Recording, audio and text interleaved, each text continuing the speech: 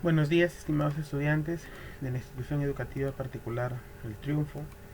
Les saluda el profesor Jefferson Rea Santiago, quien desarrolla en el curso de literatura.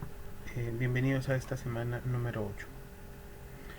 La sesión anterior estuvimos trabajando la visión universal del realismo y habíamos visto algunos matices importantes, que justamente tú vas a ver ese contraste entre la literatura universal realista y la literatura realista peruana.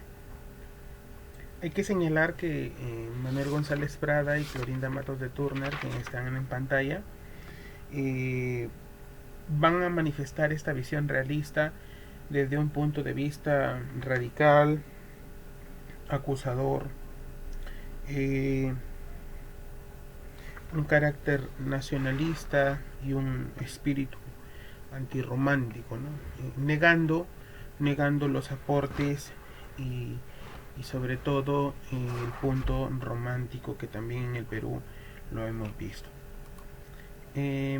Tenemos este esquema para entender qué es o a qué llamamos nosotros el realismo.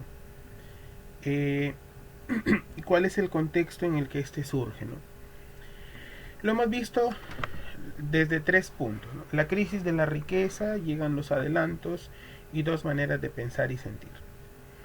En la crisis de riqueza es porque establecieron estructuras políticas y sociales en su realidad. Comenzó la comercialización del guano, la línea del ferrocarril, las ganancias y beneficiarios a comerciantes costeños, el Estado se endeudó, la crisis por la guerra del Pacífico, estamos hablando del siglo XIX. En los adelantos, pues, durante la segunda mitad del siglo XIX llega el alumbrado a gas, 1855, en el 1884 el alumbrado eléctrico, el telégrafo, el agua potable, el tranvía, los primeros teléfonos en Lima, y hasta mediados del siglo XIX que llega la fotografía. Entre 1850 y 1900, 2 corrientes artísticas se sucedieron en el Perú y en toda Latinoamérica. Estamos hablando del romanticismo, que defiende el sentimiento sobre la razón y el pensamiento acerca de las reglas y las normas. En América, el romanticismo expresó un sentimiento de afirmación nacional. Hay que tener en cuenta cuáles son los orígenes del realismo. Los hemos visto, se inicia en Europa a mediados del siglo XIX, surge como oposición y reacción contra la sensibilidad romántica.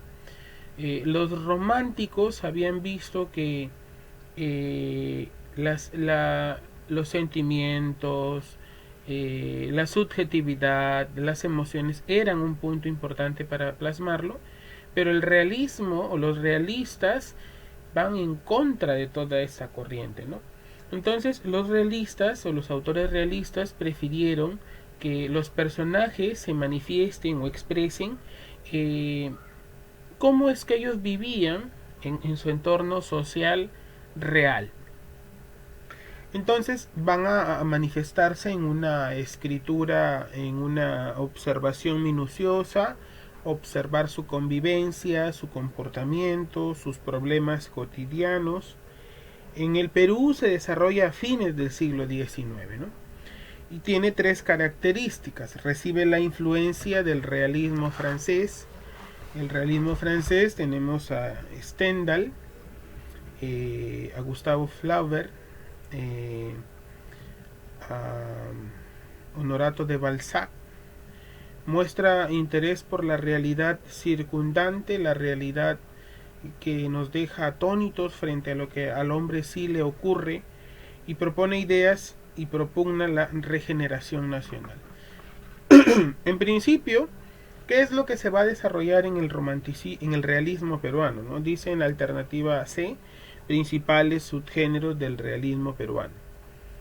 Entendamos que los subgéneros que aquí se plasman es porque a nivel universal se había desarrollado más. Y es lo que llegó y se adaptó muy bien en el Perú. Hablamos de dos subgéneros, o no le llamemos subgéneros, sino llamémosle dos especies literarias. Y hablamos de la novela, porque esta se va a adaptar a la necesidad de observar y explicar la vida de las personas, y el ensayo. El ensayo había hasta ese tiempo había sido poco cultivado, pero en adelante va a ser muy utilizado, ¿no? El autor más representativo es Michel de la Montaigne, a quien se le atribuye como el autor de los ensayos, ¿no? Que los dominó grandemente. Respecto a los escritores, en el último punto, hay un grupo de escritoras que causan impacto en la literatura. Hasta ese entonces no lo habíamos visto desde ese punto de vista, ¿no? Mercedes Cabello de Carbonera, quizás no hablemos de ella hoy, pero si es necesario hablemos después. Clorinda Matos de Turner, de ella sí hablaremos el día de hoy. Teresa González de Fanning, esta escritora va a manifestarse quizás muy poco en la literatura peruana, porque es una influencia. Es más, los libros no la mencionan. A quienes sí mencionan son estos dos autores que siguen, ¿no? A Abelardo Gamarra, que se le conoce como el Tunante, y a Manuel González Prada. Entendamos entonces que cuando decimos Manuel González Prada, tenemos justamente sus expresiones literarias que son las más fuertes, ¿no? Niños, sed hombres, madrugada la vida, porque ninguna generación recibió herencia más triste, porque ninguna tuvo deberes más sagrados que cumplir, errores más graves que remediar, ni venganzas más justas que satisfacer. Ese legado cultural, por llamarle así, pues hasta el día de hoy nos persigue.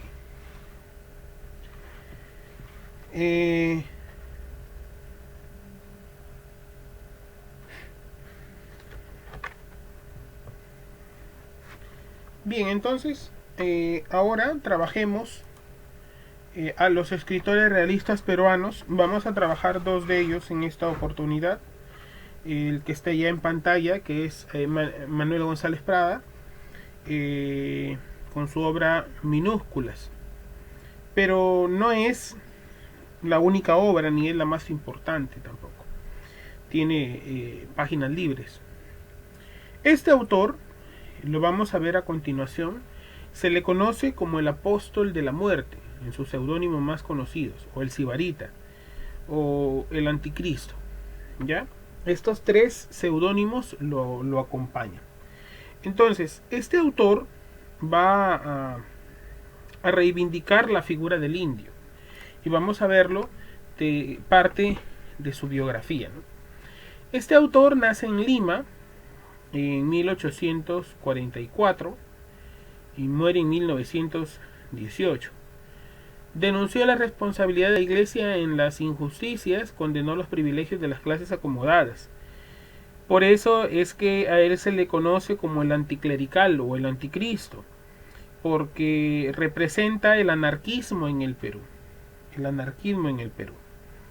Denuncia la corrupción política, el oportunismo, los malos manejos de los fondos públicos, y responsabilizó a los culpables de la derrota sufrida frente a Chile.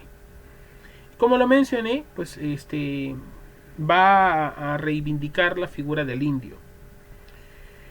Constituye un punto de partida en la literatura peruana, pues se le considera el precursor del indigenismo y en poesía el precursor del modernismo. En el indigenismo nosotros vamos a tener a Clorinda Matos de Turner. Bien, a su obra en prosa, ensayos y discursos en páginas libres y horas de lucha, ¿ya? En páginas libres está el famoso discurso de Politeama y el discurso a Grau. Sus obras en verso más importantes es Minúscula, 1901, Presbiterianas, 1909, Exóticas, 1911. Sobre este autor, ahí que se ha mencionado, el discurso de Politeama, el fragmento que leí hace un momento era de su libro, el discurso de Politeama, ¿ya?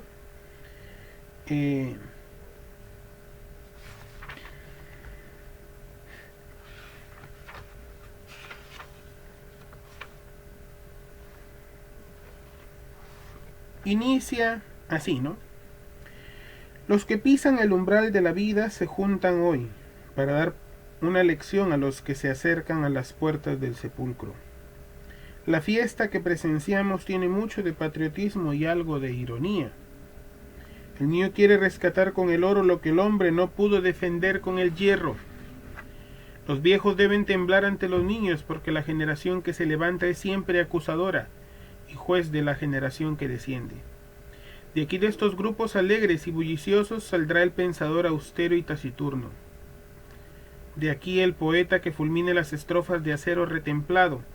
De aquí el historiador que marque la frente del culpable con el sello, con un sello indeleble de su indeleble ignominia.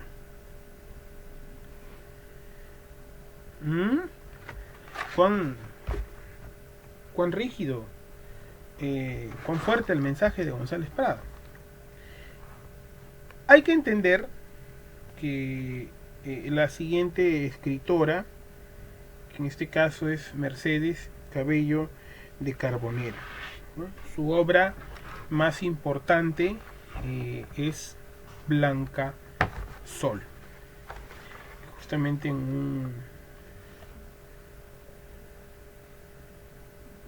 hace un momento la pude revisar y aquí está. Ella es considerada la iniciadora del naturalismo en el Perú.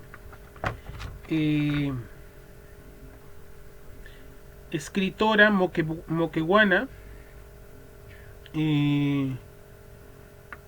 compartió con Clorinda Mato de Turnes su interés en reflejar los vicios y defectos de la sociedad.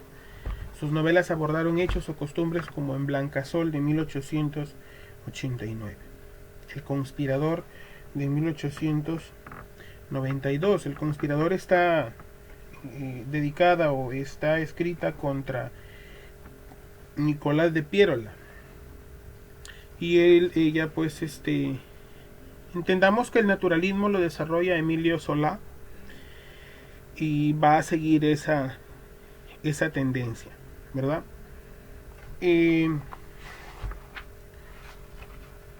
Hablaremos sobre ella pues un poco más el próximo video tutorial. Hoy día estamos viendo los panoramas más genéricos, ¿no? Sobre Manuel González Prada tenemos algunos datos que es importante que los recordemos. Su obra en prosa fue Ensayos y Discursos y está en Páginas Libres y Horas de Lucha. Sus obras también más importantes en poesía: Minúsculas, Presbiterianas, Exóticas, Trozos de Vida, Bajo el Oprobio, que es también un ensayo, Anarquía y Baladas Peruanas, ¿no? Un artículo que también es necesario leer sobre él es Nuestros Indios, que después hablaremos sobre ese texto, ¿no? Fue nombrado en 1912, arribita tenemos sus datos más importantes. Fue nombrado en 1912 director de la Biblioteca Nacional de Lima. Durante 8 años vivió recluido en la hacienda de Mala, dedicado al campo, para luego dedicarse al periodismo y trabajó en el diario El Comercio, donde lo echaron. Su postura en la actividad política fue hipercrítica en el terreno de las ideas. Fundó y fue el alma del círculo literario que poco después pasó a constituirse como el partido político Unidad Nacional. Y desde sus tribunas lanzó flamígeras proclamas nacionalistas, ¿no? Veamos ahora a Clorinda Mato de Turner, con su obra más importante, Aves sin nido. Su verdadero nombre lo vamos a saber que es Grimanesa Martina Mato de Usandívares. Clorinda Mato Usandívares o Usandívaras de Turner nace en Cusco en 1852. Algunos libros dicen 1854 y muere en 1909, ¿no? En Argentina. Su verdadero nombre, ahí está, Clorinda Mato. Algunos dicen que no es Clorinda, sino Grimanesa Martina Mato Usandívar. Fue bautizada en la Catedral del Cusco con Grimanesa Martina, aunque más tarde ella va a utilizar este nombre, ¿no? Clorinda. Ella se le conoce por ser discípula de González Prada y defender también al indio, que en este caso lo forma a través de la novela indigenista, ¿ya? Su obra más importante que ella desarrolla se titula Aves sin nido. Aparte de ella tiene índole, herencia, imazuma y tradiciones cusqueñas. Las lecciones en Aves sin nido, vamos a ver que las lecciones que cometen los abusivos explotadores de kayak son extremadamente inhumanas, como por ejemplo el rapto de la pequeña de Juan Yupanqui, que el cobrador de impuestos hace en complicidad de las autoridades para luego venderla a Arequipa. La ayuda que brinda don Fernando Marín salva a la hija de Juan Yupanqui, la solidaridad de la familia Marín de los indios humillados y maltratados. Las niñas de Yupanqui se habían quedado huérfanas y son adoptadas por los Marín. El cura es un personaje silencioso y uno de los instigadores de la sonada contra los Marín. Rápidamente se enferma y muere. Al final, en la novela, es cuando Manuel y Margarita descubren que son hermanos, hijos del obispo de Miranda, ¿no? Esta obra literaria desarrolla la explotación del indio por parte de las autoridades civiles y eclesiásticas, ¿no? El título de la novela se refiere a dos enamorados de origen indígena, que es Manuel y Margarita, que no pueden contraer matrimonio porque son hermanos, medios hermanos, ¿no? Hijos en este caso del obispo del cura de Quillac. Bien, trabajaremos en la próxima videoconferencia algunos datos más importantes del realismo peruano, algunos que se nos hayan quedado, que se nos hayan pasado. Muchas gracias.